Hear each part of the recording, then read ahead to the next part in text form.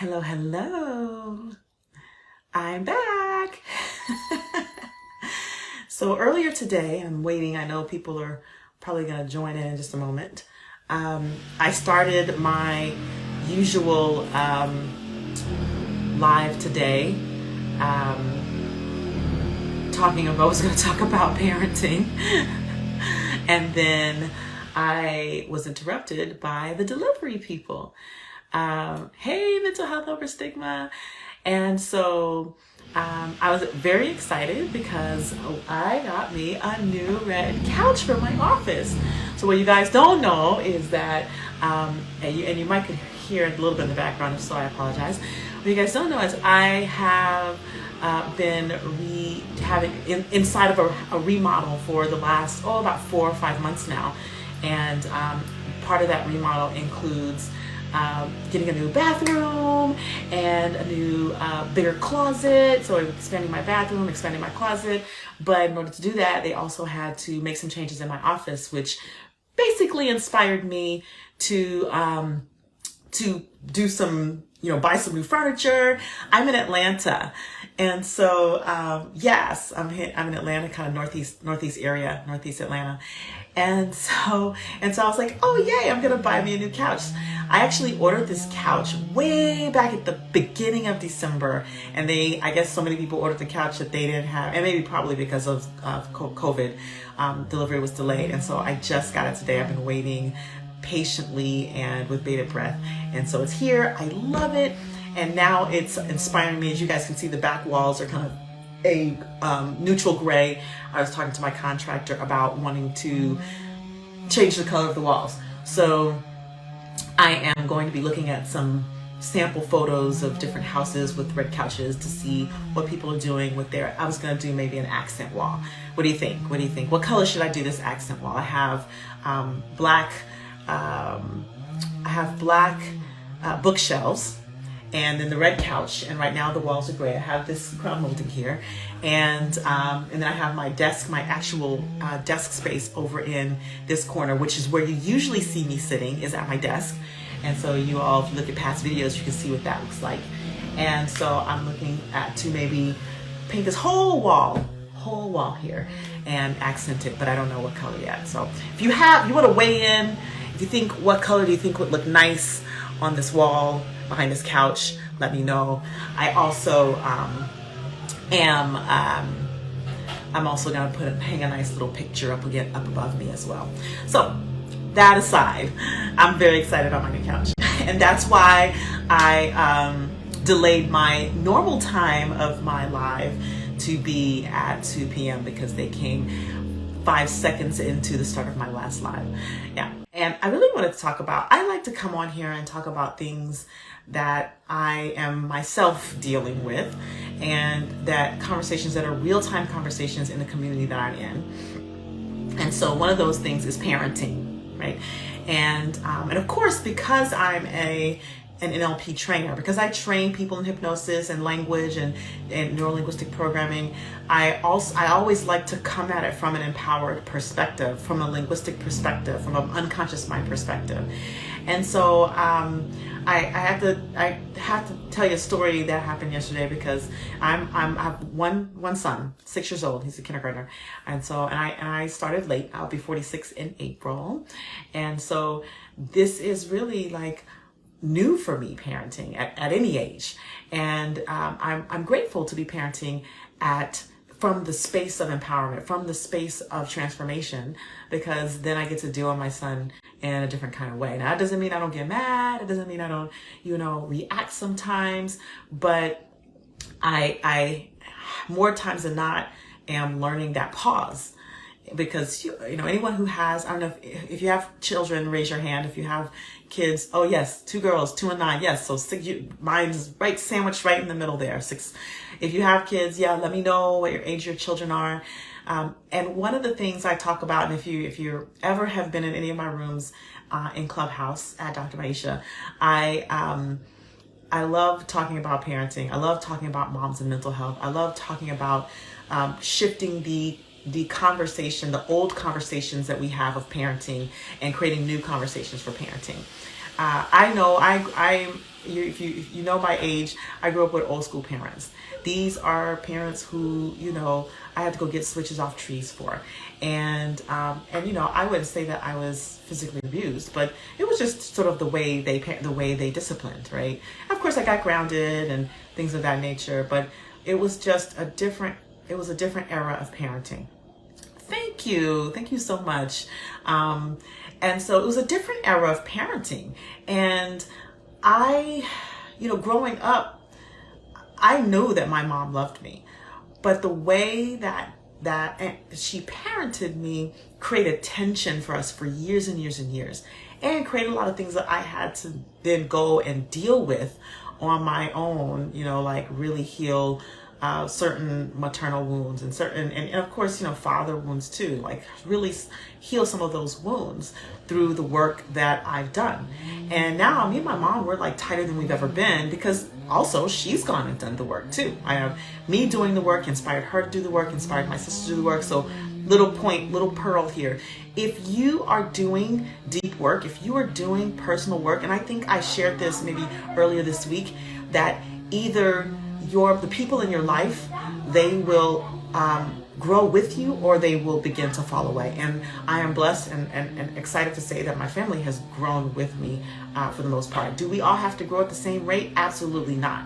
However, I see that growth. I see that I'm inspiring them to do that deep work. So that being said, when I look at how my mom parented me and how I endeavor to parent my son, I know internally I still have to deal with old parenting conversations.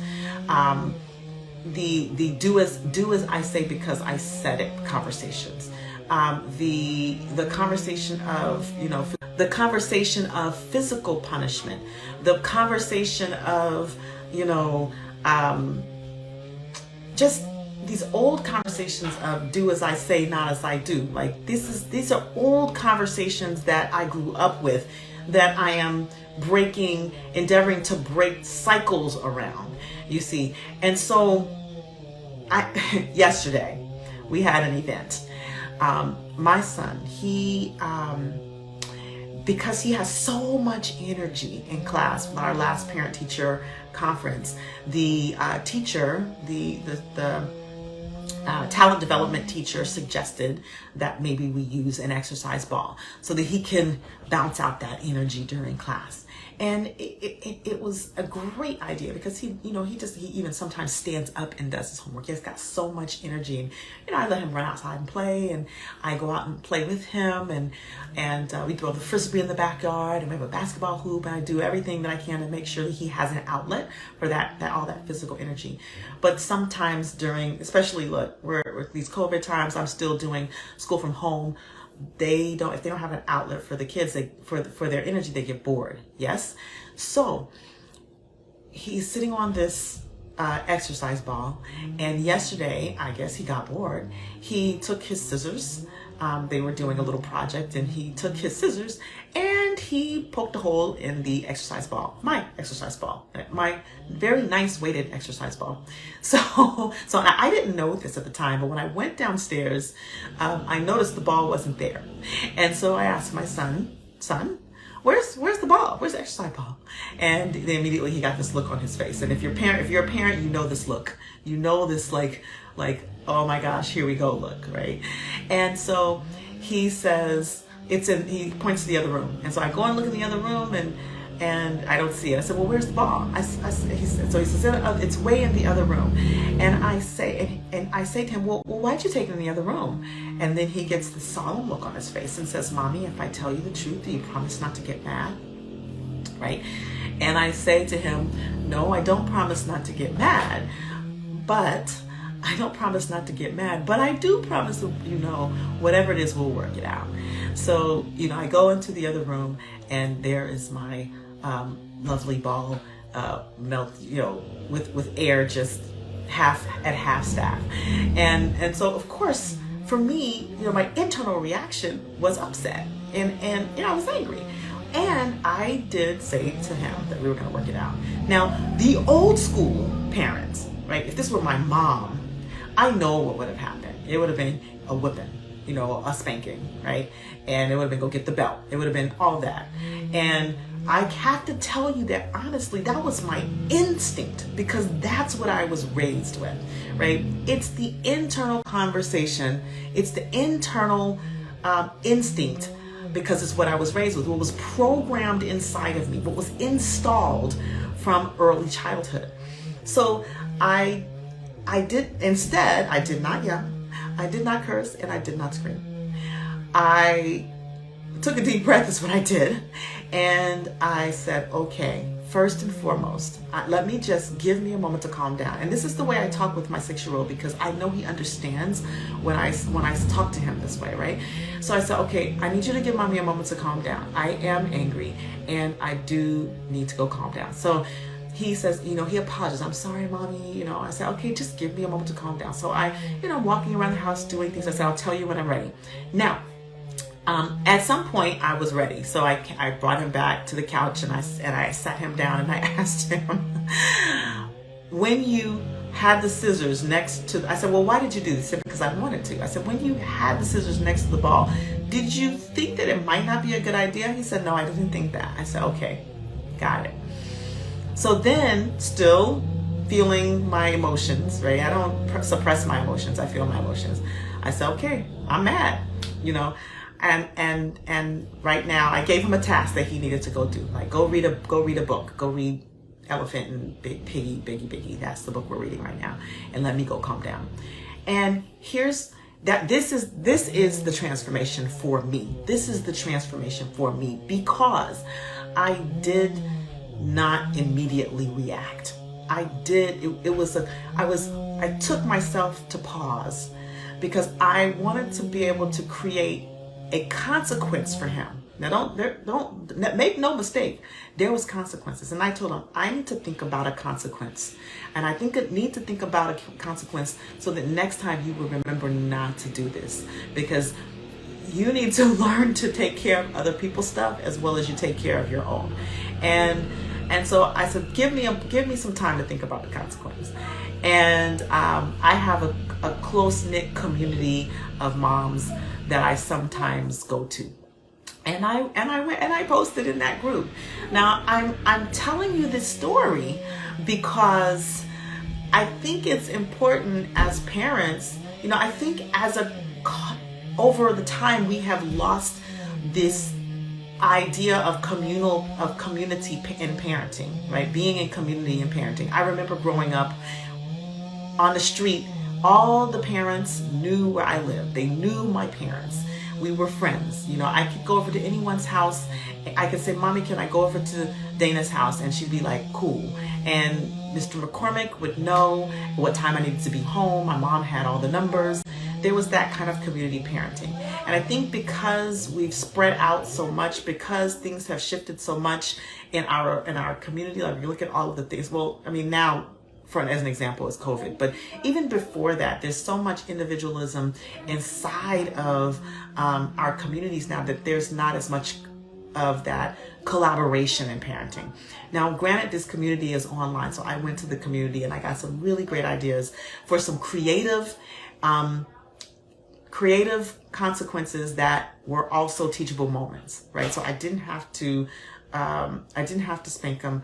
I did take away some of his currency, right? So what ended up happening is, he poked a hole in his chair, so he had to stand for class today, right? Of course he could sit in between, but he had to stand for class today, no chair.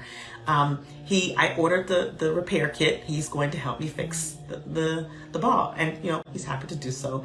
But he did come to me and ask me, can I sit down, because my legs are getting tired? And then that's the consequence. It's like, no, you ruined your chair, so this is part of the consequence, right?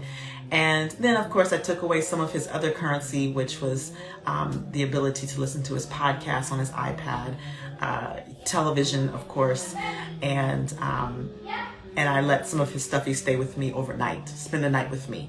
So there was some things some currency that I took away, and then there was the helping to fix it, and I asked him to journal. Now, I got this idea from another physician mom, that I asked him to go upstairs immediately and write a sentence about to draw a picture of what he did, right? And then to write a sentence about how mommy felt about that. How did mommy feel about that? And then write a sentence about, and to include at least 2 feelings, 2 emotions. And then write a sentence about how Delson felt about it. That's my son's name. About how Delson felt about it, right? At least 2 feelings, right? 2 emotions. And then write a sentence about how he was going to fix it, right? And my 6-year-old can do this. I know that this is something he can do. And we're not looking for grammatically correct perfect sentences, but I wanted him to get the world of it. And so after doing that, he brought me the sentences and we had another talk about it, and he apologized and he knew the consequences, then it was good. And I still took some time to kind of simmer down, but it really, for me, was a definite shift and change for what I would have ever thought to do. And I think the biggest thing that I thought to do before I reacted was go to my community. Go to my community and say, hey, my son did this, right? I know this was a mindless, curious 6-year-old thing to do. Developmentally speaking, the boy is 6. He's bound to do little stuff like this. It's not like he destroys things all the time. He doesn't do that, right? But this is a developmentally appropriate, devious action to take. And still there needs to be a consequence. And to have the training, this is taking it back to that training, that unconscious mind training, to have the training, to have the awareness to be able to pause. I felt so empowered inside of that I could do that, and that we could go to bed with peace and love, and to really remind him, okay, what kind of day is it going to be tomorrow, right? And for him to say, we're making it a good day. And, even this morning he got up and he pointed to the ball like, I'm really sorry, mommy. And I was like, oh, I ordered the kit. He was like, okay, good. I'm going to help you fix it, right? It's just really different from how it could have gone. So the question I ask you is, what are ways that you can be creative in your parenting? Ways that you can break old conversational patterns of being a parent, being a mom, and to really begin to create a new conversation, a new story for your child to experience being parenting, for when he or she or them become adults and have children of their own. Because make no mistake, he will remember this moment. He'll remember how it went. And for me, I will remember how it went as well. So it not only empowers him, but it empowers me, because now the next time that he does something, because he's 6 and he's a boy, so he's gonna do something else inevitably. I can remember how it went when I paused and came up with a creative way to handle it. And so that's really the message I wanted to bring today is, this work with the unconscious mind is so powerful. And let me tell you, I had to do the work to eliminate limiting beliefs about myself as a good parent, about myself as a good person, I had to do the work to eliminate guilt, do the work to eliminate old anger about not being heard and not being listened to and not being respected. Because that stuff trickles down when our kids are doing whatever they're doing. They're not I'm going to say, for the most part, they're not intentionally disrespecting us. They're doing what kids do, especially kids that young, right? When we get older kids, I don't know, I'm not a teenage mom, so I can't speak for that yet. I can only speak for 6 and under, right? But most kids are not intentionally disrespecting their parents. They're not thinking to myself, I'm going to disrespect my mom. The behavior is the behavior, right? It is not the person. And so when a behavior happens, oftentimes it'll trigger old responses, old wounds that are not even theirs to deal with. They didn't install those wounds. And so for me, I had to deal with, early on, I had to deal with my own wounds about parenting, about growing up, about being disrespected, about being not listened to, not just by my mom, but just in general as a Black woman, in relationships, by men.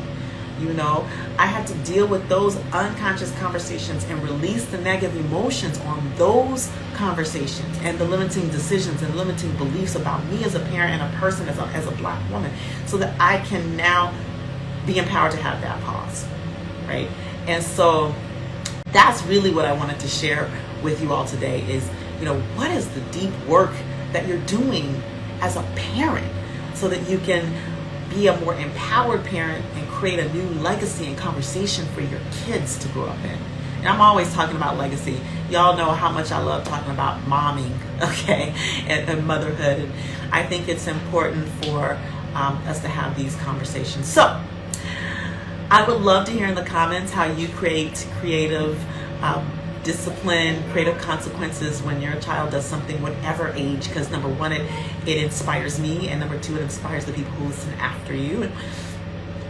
So please drop some comments in there. Let me know what are those creative ways that you are doing to empower yourself as a parent and empower your kids, and what are the things that you're doing, what is the deep work that you're doing to release any negative emotions around yourself as a parent, or limiting decisions, limiting beliefs about yourself as a parent, and how is that impacting you as a mom or a dad. All right, so put it in the comments, and of course, if you want to know more about how to learn the tools of neuro-linguistic programming to make you a more empowered parent, to make you more empowered in your business, in your career, in your life, in your relationships, click the link in the bio. It'll take you to the Mind Remapping Academy, or you can just go to remapmymind.com, and it'll show you all of the various programs that we have coming up. We have one coming up at the end of April and one at the beginning of July.